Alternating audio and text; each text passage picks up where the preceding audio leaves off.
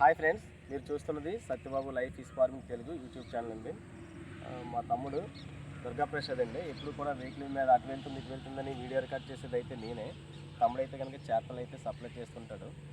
ఇప్పుడైతే మనం విజయనగరం దగ్గర, నేను ఎప్పుడు ఏంటంటే వీడియోలో కనిపించడానికి కారణం ఏంటంటే నేను విజయనగరంలో ఉంటానండి. ఇక్కడ 100 ఎకరాల చెరువు చేస్తున్నాను. అలాగే 70 ఎకరాల చెరువు అటుపక్క ఉంది. అటుపక్క హైవే చూపించండి. అది హైవే రోడ్ అండి. హైవే రోడ్డు అవతల అంటే రోడ్డు అవతల 70 ఎకరాల చెరువు ఉంది. అలాగే రోడ్డు అవతల 70 ఎకరాల చెరువు, అలాగే యువతల పక్కకేమో మనకి 100 ఎకరాల చెరువు ఉంది. మీరైతే చూడవచ్చు, ఇది 100 ఎకరాల చెరువు. రాదండి,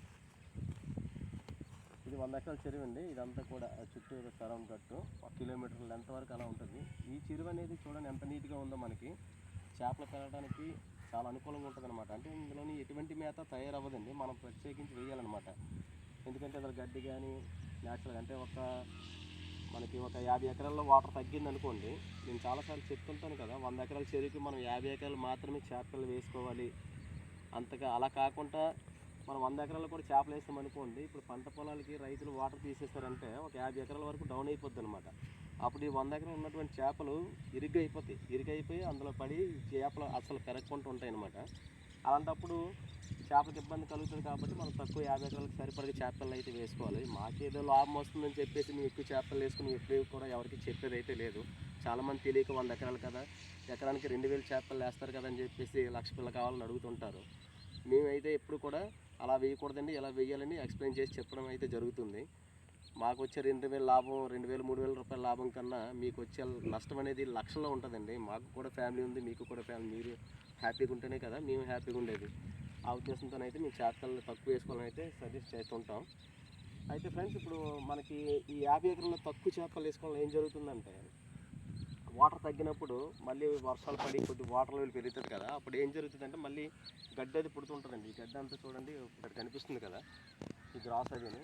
గడ్డి పుట్టేసరికి మళ్ళీ చేపలు మేత తింటాం మొదలు పెడతాయి అన్నమాట. అలాగే అప్ అండ్ డౌన్ అవటం వలన చెరువులు ఎప్పుడైనా తీసుకునేటప్పుడు అయితే కనుక మనకి మంచి చెరువులు, పంచాయతీ చెరువులు చాలామంది అంటుంటారు, పంచాయతీ చెరువులు అందరిలాగే మీరు చెప్పినట్టు మేము వేస్తున్నామండి, చేపలు గ్రోత్ రావట్లేదని చెప్తుంటారండి. మీకు ఒక 70 ఎకరాల చెరువు అని చెప్పాను కదా, ఈ చెరువు అవతల ఉందండి, అదే రోడ్డు అవతల ఉంది. అది ఎలా ఉంటుందంటే 70 ఎకరాల చెరువుకి కంప్లీట్గా మీకు ఏదైతే ఉందో 70 ఎకరాల చెరువుకి అండి, కంప్లీట్గా మనకి 70 ఎకరాల చెరువులో దగ్గర ఒక 60 ఎకరాలకి కంప్లీట్గా ఇది ఏదైతే ఉందో రబ్బర్ కర్రలు ఏమంటారో మీరైతే చూడండి కనిపిస్తుందా, తగ్గిపోయి పర్లేదు. ఇటువంటి రబ్బర్ ఇటువంటి కర్రలతో మొత్తం అంతా కబ్జా చేసిందండి. దీనివల్ల ఏం జరుగుతుందంటే చేపలు పెరగపడిన కానీ కొంతమంది అంటుంటారు, ఏంటి ఒక చెరువులో మీ చేపలను ఇచ్చేటప్పుడు ఒకరు 3 చెరువులు వేస్తారండి. 3 చెరువులు వేసేటప్పుడు ఒక చెరువులోనేమో కేజీలు వచ్చి అంటారు, ఇంకో చెరువులో 30 కేజీలు వచ్చి అంటారు, ఇంకో చెరువు కేజీలు వచ్చి అంటారు, ఒక చెరువులో చూస్తే 1/4 కిలో 200 గ్రాములు ఇలా వచ్చేసరికి పెరగట్లేదని చెప్తుంటారు కదా. ఎందుకంటే చెరువులో తయారైనటువంటి మేత ఏదైతే ఉందో ఈ మొక్కలు తినేస్తాయండి. మొక్కలు కూడా మేత తినేది వెంటనే చాలామంది డౌట్ వస్తుంటుంది, ఎలా తినేస్తాయి అంటే మీరే గమనించండి. మనం ప్లాంటిన్ తయారవడం కోసం ఒక 10 కట్టల యూరియా కానీ కొట్టామనుకోండి, 10 కట్టల యూరియా దేనికి పనికి వస్తుందంటే ఈ మొక్కలకు పనికి వస్తుంది అనమాట. ఈ మొక్కలు తినేసి బలంగా పెరుగుతాయి. ఒకవేళ తౌడు వేసినా, లేకపోతే పశువుల పెంట వేసినా, కోళ్ళ పెంట వేసినా, ఏది వేసినా కూడా ఇదే జరుగుతూ ఉంటుంది. మా తమ్ముడాళ్ళు వేస్తుంటారు కంటిన్యూస్గా. వాళ్ళు ఎందుకు వేస్తారంటే వాళ్ళ ఫాండ్ ఇప్పుడు కూడా తవ్వించుకున్న ఫాండ్ మనకి చూడండి, అందువల్ల పెరగట్లేదు. ఇంకో విషయం ఏంటంటే ఇది చాలా జాగ్రత్తగా గమనించాలి. ఈ విధంగా చెట్లు ఉన్న చెరువులు ఇలాంటివి ఉంటే కనుక ఇట్టి పరిస్థితులు కూడా తీసుకోకూడదు అనమాట. మంచి చెరువు చుట్టూ రౌండ్గా ఉండి నీట్గా, ఇలా ఇప్పుడు చూస్తారు కదా ఈ 100 ఎకరాల చెరువు చూడండి. ఈ చెరువు ఏదైతే ఉందో ఇలా ప్రశాంతంగా ఉన్నట్లయితే కనుక మనం మేతేసి పెంచుకోవచ్చండి. ఇలా ఉంటే కనుక మనం మేతేసి పెంచుకోవచ్చు. అలా ఉంటే కనుక మనం మేత వేసిన అంటే పశువుల పంట ఏ వేసినా కూడా మనకి వర్కౌట్ అవ్వదు అనమాట. అలాగనే ఆ చెరువు 70 ఎకరాల చెరువు నేను చాలా ఇబ్బంది పడుతున్నాను. ఏదైనా మనకి ఎలా అంటే ఇప్పుడు ఉపాధి హామీ పనులు ఏమైనా వస్తాయి కదా, అలాంటప్పుడు మన పంచాయతీ వాళ్ళతో చెప్పించి ఆ కర్రలు అయితే తీపించి దాన్ని శుభ్రం చేసుకుంటే మళ్ళీ పనికి వస్తుంది. లేదంటే ఇలా మంచి చర్యలు ఎలాంటి బాగున్న చర్యలు చేసుకుంటేనే బెస్ట్ అండి. గ్రోత్ రావడానికి ఇది ఒక కారణం, ప్రధాన కారణం. ఇంకోటి ఏంటంటే చేప పిల్లల విషయంలో ఎంపిక చేసుకునే విధానం ఒకటండి. మేము ఎప్పుడు కూడా త్వరలో మా తమ్ముడు అయితే కలకత్తా వెళ్తాడు. ఎందుకంటే ఇంకా స్పాన్లు త్వరలో వస్తున్నాయి కదా, మనకి అక్కడ ఎటువంటి చేపలు బ్రీడింగ్ ఉన్నాయి, ఏంటి అనేది మనోడు వెళ్ళి దగ్గరుండి వీడియో తీస్తాడు. నేను వెళ్దాం అనుకున్నాను, కానీ చెరువులు అవి చూసుకోవాలి కదా, మరి ఇంకెక్కడ వెళ్ళడానికి కుదరదు.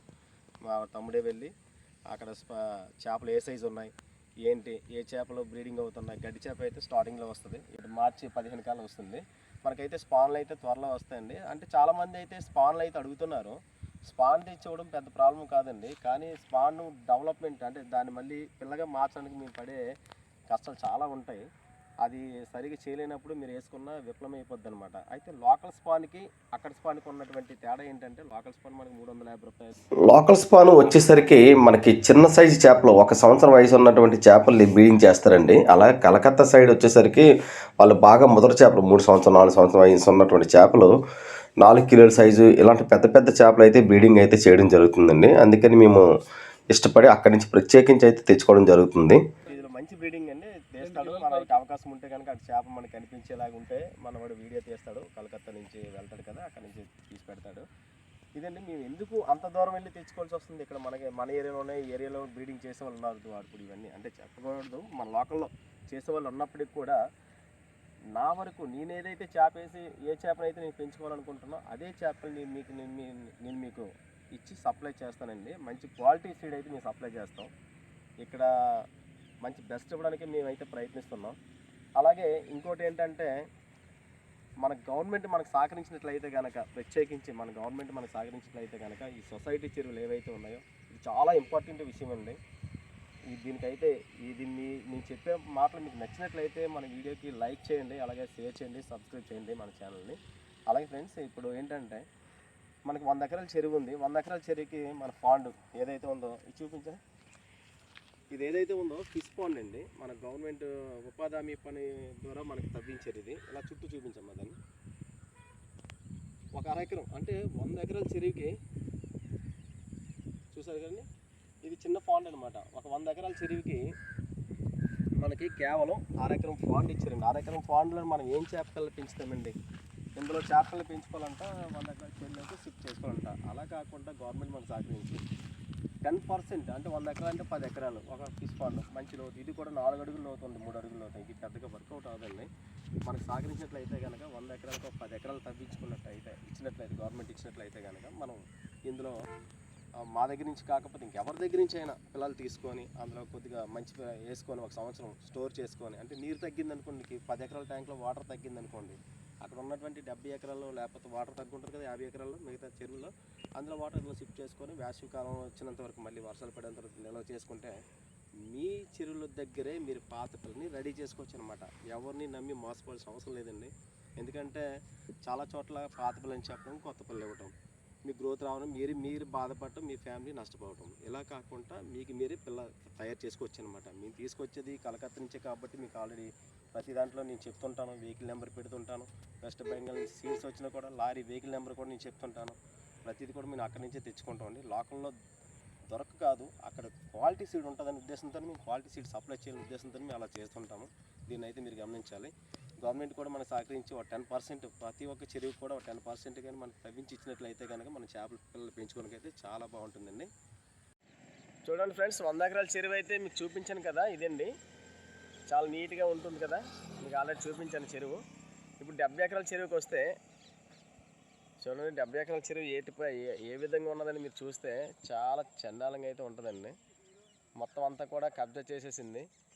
ఇది ఎంతవరకు ఉందంటే చెరువు చూడండి, నేను చెప్పాను కదండి. మొత్తం ఒక సందర్భంలో నేను ఏం చేశానంటే కోలేరు తీసుకొచ్చి వేసానండి. వెయ్యగాని ఈ కర్రలు ఏవైతే ఉన్నాయో చనిపోయే స్టేజ్కి వచ్చేయండి. మాది మెడిసిన్ కొట్టానమాట కర్రలు చనిపోవడానికి.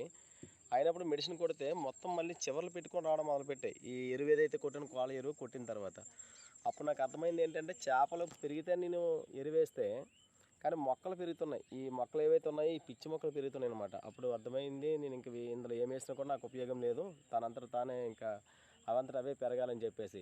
ఈ చెరువు అయితే 70 ఎకరాలు కదా, చూడండి చెరువు గట్టు ఎంతవరకు ఉందో అంతవరకు కూడా ఇదిగోండి. ఈ చెట్లు దూరంగా ఉన్నాయి కదా చెట్లు, ఆ చెట్ల వరకు కూడా ఈ రబ్బర్ కార్లు ఉన్నాయండి. ఆ అవతల కూడా ఇది దాన్ని ఏమంటామంటే మేము రెల్లగడ్డి అంటామండి, అది కూడా చాలా ఎక్కువగా ఉందన్నమాట ఈ చెరువు నిండా మొత్తం.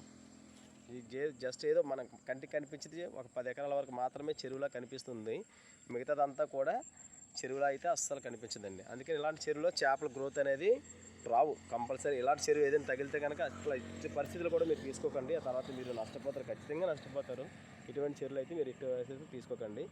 నేను ఎప్పుడు మర్రి చెట్టు దగ్గర నుంచి అయితే వీడియోస్ పెడుతుంటాను, చూసారు కదా, ఇదిగోండి మర్రి చెట్టు దూరంగా ఉంది కదా, అక్కడి నుంచే తీస్తుంటాను.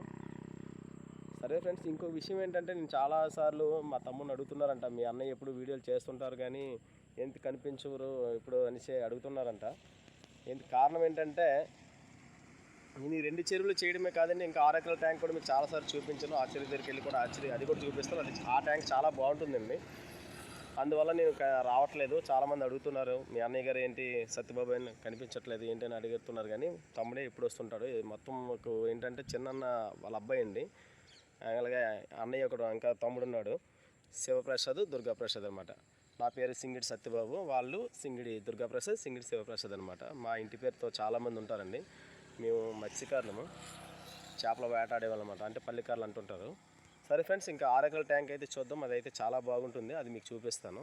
ఆ చెరువు కూడా నచ్చుతుంది, అలాగే 100 ఎకరాల చెరువు కూడా నచ్చుతుంది. 70 ఎకరాల చెరువు నాకు అసలు ఇది అవ్వట్లేదు అనమాట. తప్పలేదు, మరి పాటగుడిన తర్వాత అన్ని చెరువులు కలిపి చేయమంటారు కదా, పంచాయతీ వాళ్ళు చేయవలసి వస్తుంది. సరే ఫ్రెండ్స్, ఇప్పుడు 6 ఎకరాల చెరువు దగ్గరికి అయితే మనం వెళ్దాం. సరే ఫ్రెండ్స్, ఇప్పుడు మనమైతే 6 ఎకరాల చెరువులోకి అయితే వచ్చామండి. మీరైతే చూడొచ్చు ఆ చుట్టూ కూడా, ఇది 6 ఎకరాల ట్యాంక్. మీకు 100 ఎకరాల చెరువు చూపించాను, చాలా నీట్గా ఉంది కదా. అలాగే 70 ఎకరాల చెరువు కూడా చూపించాను, అది కూడా ఎలా ఉందో చూసారు కదా. ఇప్పుడు 6 ఎకరాల చెరువు అయితే చూడండి, ఇది ఎలా ఉందనేది. గట్ల వరకు కూడా చాలా నీట్గా చాలా బాగుంటుంది. ఇందులో కూడా మనం చేపలు పెంచుకోవడానికి కానీ మేత వేసుకోవడానికైనా చాలా బాగుంటుందండి. కాకపోతే పంచాయతీ చెరువులు అవడం వల్ల కొన్ని కారణాల వల్ల, అంటే కొన్ని చెరువులకి ఏనిస్తారండి, ఏదైనా పాలు 20 నెల ఏనిస్తారు. కొన్ని చెరువులు పంచాయతీ చెరువులకి అంటే వెయ్యినూరు అనమాట పంచాయతీ వాళ్ళు. దీనికైతే పర్మిషన్ లేదండి. ఇందాక చూపించిన చెరువులకి అయితే పాలు 20 వేసుకుని పెంచుకునే అవకాశం అయితే ఉంది. దీనికైతే వెయ్యినూరు అనమాట. ఈ విధంగా దీనికి లాస్ అవుతాము. కానీ చెరువు అయితే మీరు చూసారు కదా ఎంత బాగుందో. ఈ 3 చెరువులకి ఏ చెరువు బాగుంది అనేది అయితే మీరు కామెంట్ చేయండి. 6 ఎకరాల చెరువు బాగుందా, లేదా 70 ఎకరాల చెరువు బాగుందా, లేదా 100 ఎకరాల చెరువు బాగుందా, అంటే నేను చెప్పే మాటలు బట్టి మీకు ఏ చెరువు అయితే మీకు నచ్చింది అనిపించిందో అదైతే కామెంట్ చేయండి ఫ్రెండ్స్.